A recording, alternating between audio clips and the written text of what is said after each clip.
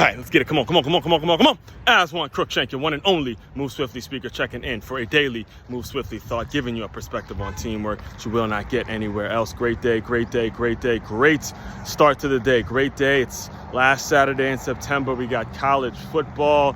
We got baseball getting to its playoffs. We got basketball starting again. A just wonderful time of year. All right. So as far as this morning, did knock out the goal, hit 8 miles today. Felt great doing it.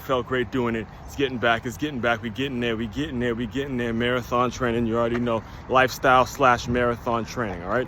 As far as today's Move Swiftly thought, I gave myself a couple days before I actually addressed this 𝐕𝐈𝐃𝐄𝐒 situation. Hopefully I'm pronouncing that right. So recently it has come out, and in my opinion, it won't be the one that's made major news, but it'll be the first of many of situations like this. It's come out that the former quarterback for the University of Las Vegas, UNLV, I believe it's the Rebels, right? UNLV Rebels. The quarterback has decided that even though the team was 3-0, he's decided that he is going to sit out the rest of the year, take his redshirt year, and enter the transfer portal because of disputes with what he was promised from an NIL standpoint, how much money he may have been promised from the University of Las Vegas. Again, he is a transfer from a smaller school in the Patriot League called Holy Cross. So he was transferred there. I believe, I'm not sure if he was a grad student or how many years of eligibility he actually had left.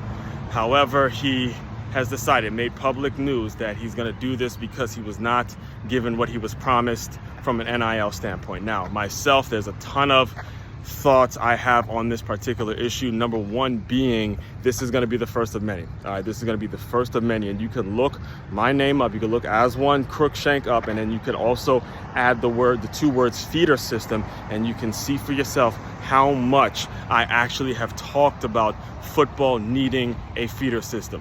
This is the result. All right, I say it over and over again. This is the result of football not having a feeder system. This is what happened, all right? And this is just what got reported. No one actually knows the truth unless you're 𝐕𝐈𝐃𝐄𝐒 and the coach or the people that he's been dealing with to get to the school, all right? No one actually really does know the truth unless you're those people and you're in that circle where they shot you a text and they let you know what the real deal was, right?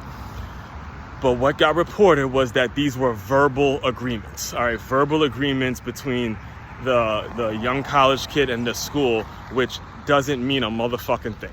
All right, we just keep it all the way buck with you. I don't know who his management team is, who his agent is, or whatever it is, or whatever the people he has handling his money and handling his business affairs. But for you to come out and say that it was because of a verbal agreement was made, that first and foremost, that makes no fucking sense. All right, because if you're gonna be in this business, if you're gonna be in high stakes business, and you feel like you deserve to get paid to play the game and all that, you have to get shit in writing.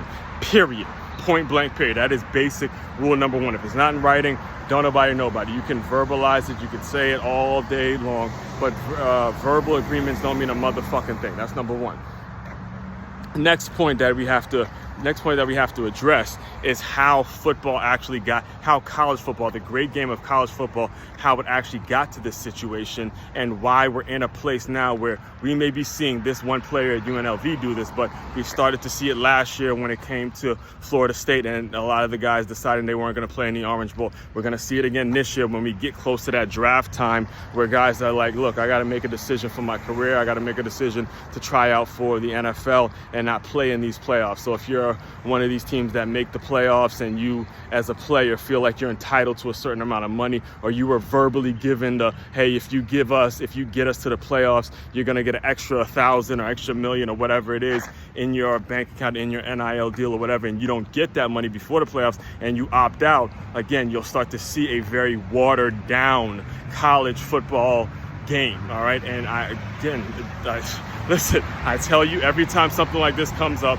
I tell you every single time, the only logical solution, because of how bad the situation has officially gotten, is to create a feeder system, do away with this NFL draft, create a feeder, and have NFL teams create feeder leagues and affiliate leagues in which players are paid handsomely to play for this system because they'll be under contract with whatever NFL franchise picks them up and they put them in a farm club, a farm system, or whatever it is. And if they're good enough, they move up. If they're not good enough, they don't move up.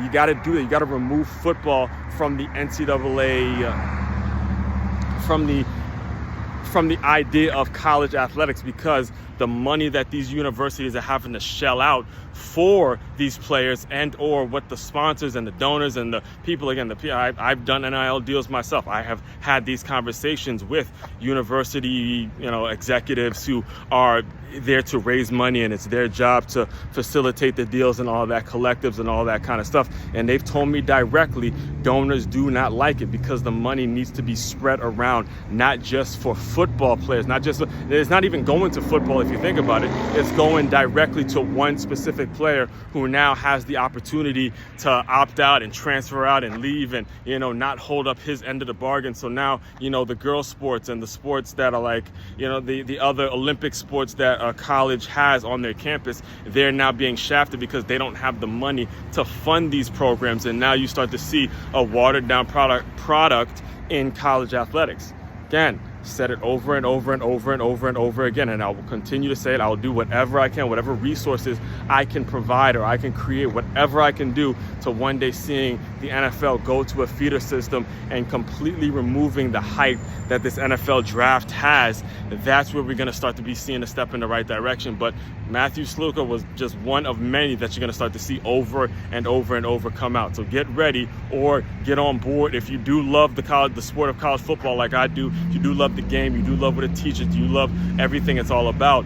Understand, you got to be thinking about how do we turn this NFL draft into a solid feeder system, same way baseball has, same way basketball has, all the other major sports. The NFL has got to adopt that system before it just, again, the well runs out, right? The well runs out, so to speak, and you just gave too much money away, and now there's just no way of putting it back, and a lot of things, you'll start to see a lot of things just kind of just be ruined from what the game used to be about in terms of tradition, loyalty, teamwork, guys riding with each other regardless, getting a solid education, playing ball, all that kind of stuff, the actual college experience, which was what it used to be about. And it's starting with, we have seen people get away from that, all right?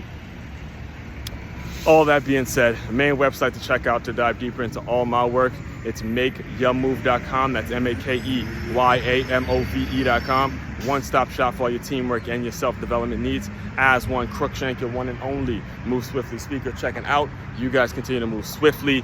We will talk more soon.